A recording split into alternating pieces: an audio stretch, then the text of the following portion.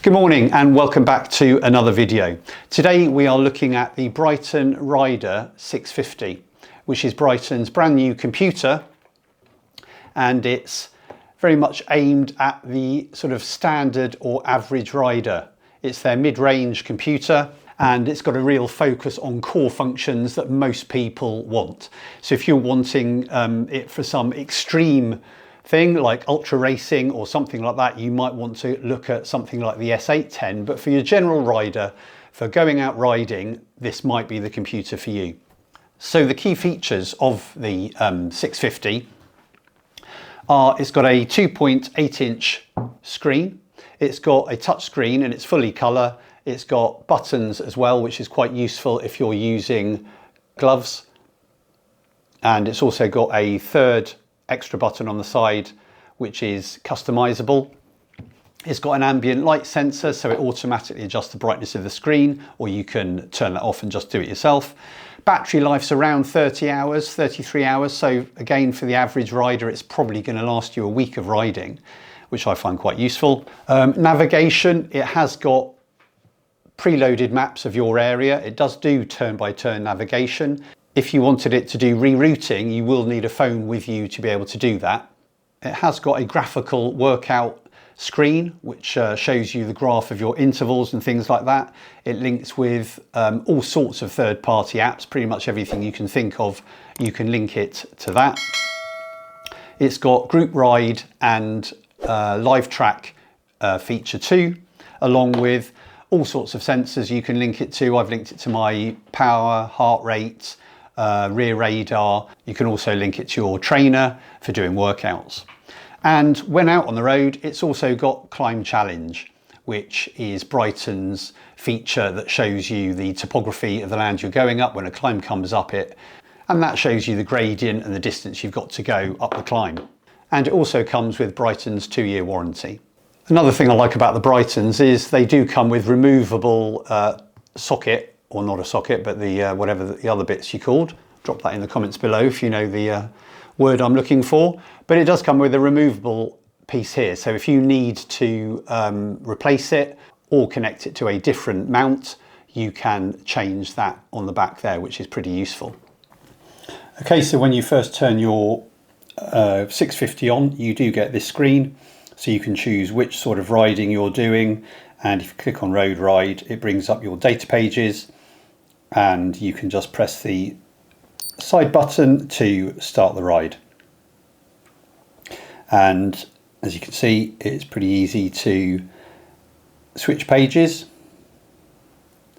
using your finger, or you can use the buttons on the side. And if you want to pause or stop the ride, you can just press the pause button and choose to continue or discard or save the ride. If you want to do courses or anything else like that, you can choose any routes you've uploaded, or you can do an explore feature, which is when you pick a particular distance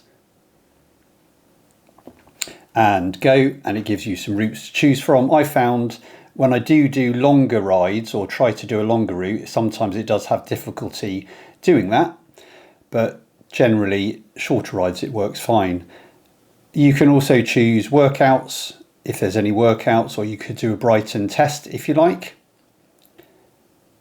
using the one provided, and as you can see it's got that graphical interface there. Or you can link it to your trainer if you've got one, and the same with any outside sensors or anything like that, you can choose to link those. So if you go in the settings again, you could look at your road bike settings, you can look at your data pages, and having used the app you can change your data pages. You can turn on or off auto features, for example auto lap. If you wanted it to lap every 10 kilometers, 10 miles, you could set it to do that, or the time it's pausing. You can turn your climb page on or off if you don't want to see that pop up every time you come to a rise in the road. and you can turn on or off rerouting. As I said, with rerouting you need your phone nearby, and it's pretty straightforward to use day to day. So that's all the main features of it. What's it like to use? Let's get out on the road and see some of the other features.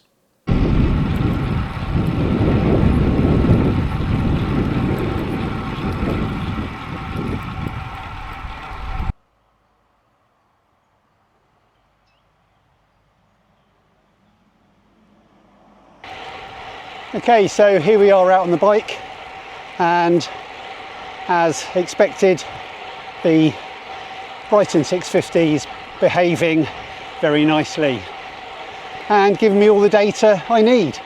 I've linked it to my rear radar. It's showing me my Di2 battery and my heart rate, which is going up a bit at the moment as we're going uphill. And as I said, inside it is a pretty simple computer to use when you're out and about. Once you've set it up, you don't really need to do a lot with it. And as you can see, it's telling me there's a car behind.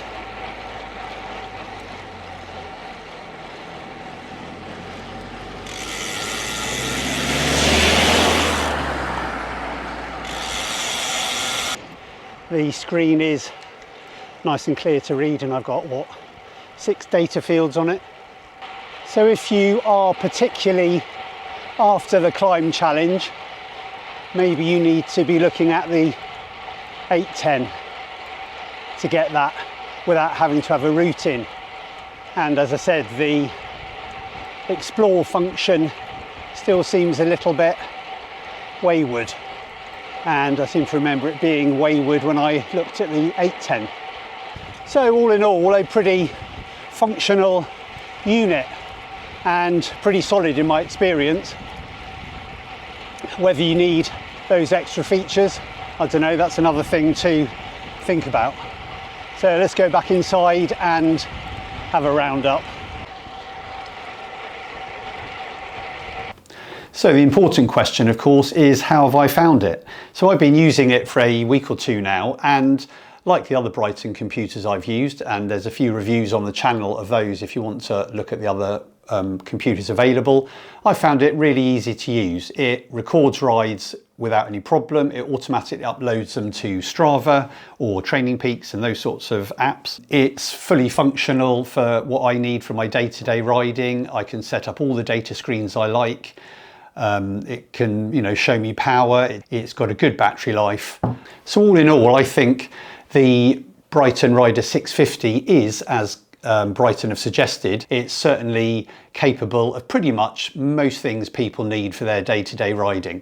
As I said, if you did want to do something more extreme and needed a longer battery life or better independent mapping and things like that, maybe the S810 is for you. But if you use courses occasionally and follow routes, and if most of your riding is general day-to-day riding where you want to see your power and those sort of data metrics with a decent battery life, maybe the 650 is for you. If you want to find out more, don't forget, of course, you can look on the Bryton website, and I'll put a link for that down below.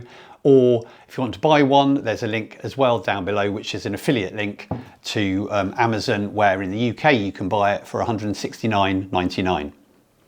And I expect it's similar in dollars and euros too. And as I said, it has a 2-year warranty. So if you've got any questions about the computer, don't forget to drop them down below in the comments. And I hope you enjoyed the video, and until next time, bye for now.